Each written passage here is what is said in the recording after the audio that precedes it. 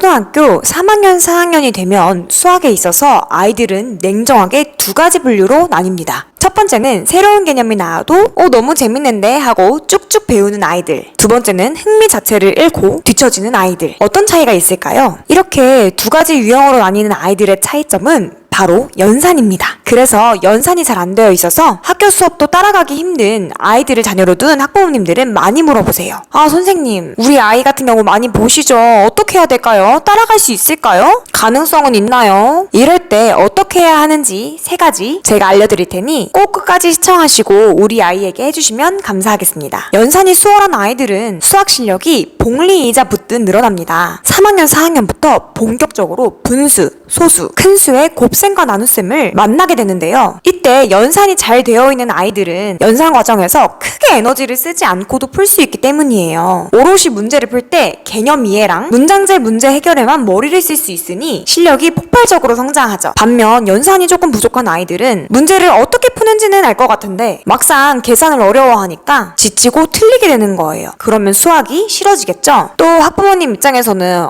얘가 아는 것 같은데 답이 계속 틀려오니까 답답하실 거예요. 아이가 연산을 모르면 문장제 문제에서 문제 해석을 잘해도 마지막 계산에서 틀리면 점수로 이어지지가 않잖아요. 그래서 어렸을 때부터 만들어진 탄탄한 연산 실력이 수학적 사고력이랑 진도를 이끌어줄 수가 있는 거예요. 그렇다고 무턱대고 연산만 많이 진도를 빼달라는 건 아니에요. 적어도 각 학년보다 반 학기 정도 연산에 있어서 정확도와 속도를 잡아두게 되면 아이 스스로도 문제를 풀 때 나 좀 잘하는 것 같은데? 하고 문제를 풀 때 자신감이 생깁니다. 그럼 우리 아이 연산 구멍을 채우고 상위권으로 도약하기 위해서 현실적으로 반드시 해야 하는 세 가지 전략 알려드릴게요. 첫 번째는 양치기를 시키지 마세요. 하루에 15분만 일단 몰입하는 거예요. 연산이 부족하다 해서 하루에 많은 양의 연산을 풀리려고 하면 아이를 질리게 할 뿐만 아니라 손으로만 기계적으로 풀게 돼서 실수를 더 유발할 수 있어요. 그래서 양보다는 밀도로 타이머를 15분만 맞춰두고 집중해서 푸는 훈련을 시켜주세요. 제한 시간 내에 빠르고 정확하게 푸는 훈련이 반복되면 뇌에 연산회로가 활성화되고 실제 시험에서 겪는 시간 압박도 자연스럽게 해결될 수 있어요. 제가 연산 프린트 매일 할 수 있게 뽑을 수 있는 연산 사이트 알려드릴게요. 위에 영상 혹은 아래 고정 댓글에 사이트 첨부해 두었으니 참고해보세요. 자, 그럼 두 번째,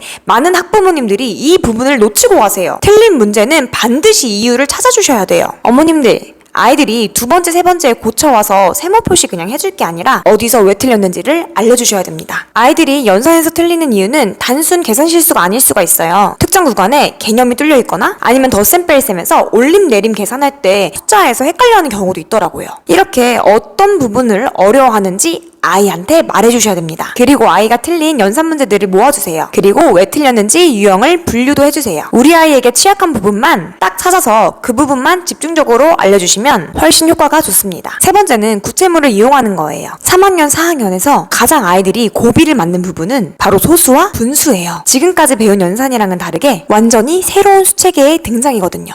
이때 자연수 계산하듯이 분수의 덧셈에서 분모는 분모끼리, 분자는 분자끼리 더해버리는 경우가 정말 많아요. 원리를 모르는 채 문제만 풀어서인데요. 분수랑 소수를 처음 접할 때는 피자 조각, 모는 종이, 수직선 같은 구체물이랑 시각적 자료를 통해서 전체에 대한 부분이라는 양적인 개념을 머릿속에 넣어주셔야 돼요. 이렇게 개념이 시각화되어 있는 아이들은 문제가 복잡해도 연산에서는 흔들리지 않습니다. 고학년이 돼서 사칙 연산이랑 이제 여러 연산 개념이 더 나오기 전에 3, 4학년이 연산을 잘 가질 수 있는 마지막 기회라고 생각해요. 꼭 우리 아이들 3, 4학년 때만큼은 연산을 잘 다지게 도와주세요. 도움이 되셨다면 좋아요와 구독 버튼 눌러주세요. 그리고 궁금하신 부분 있으면 댓글 남겨주시면 영상으로 가지고 오겠습니다. 감사합니다.